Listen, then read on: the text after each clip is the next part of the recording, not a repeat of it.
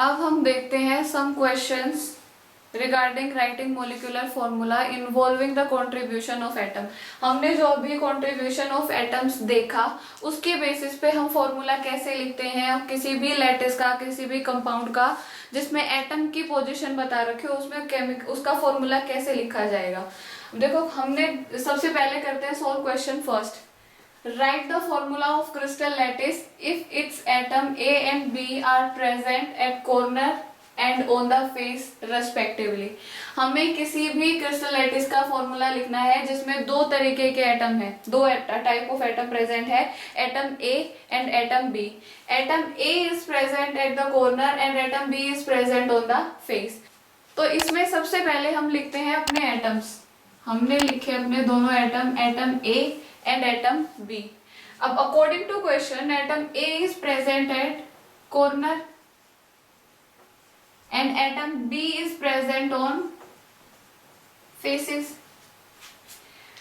हमने देखा that at corner the contribution of atom at one corner the contribution of atom is 1 upon 8। So at one corner the contribution of atom is 1 upon 8 and the total corners are 8। Okay इसके बाद आते हैं face पे। Atom B कहाँ present है? Face पे।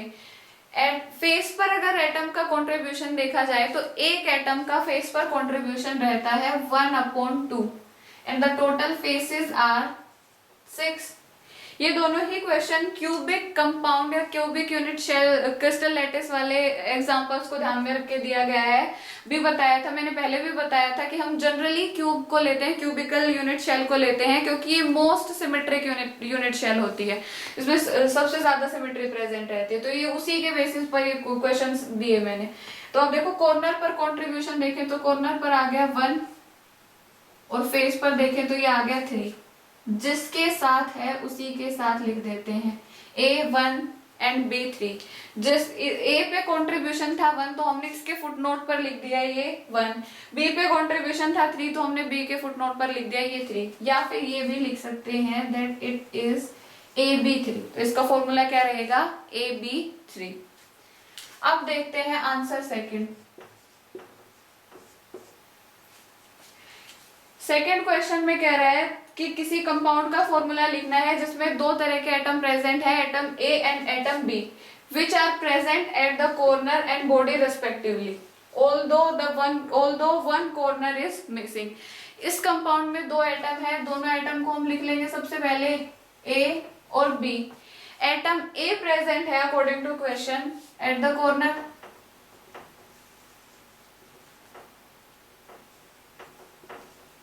and atom B is present in body according to question।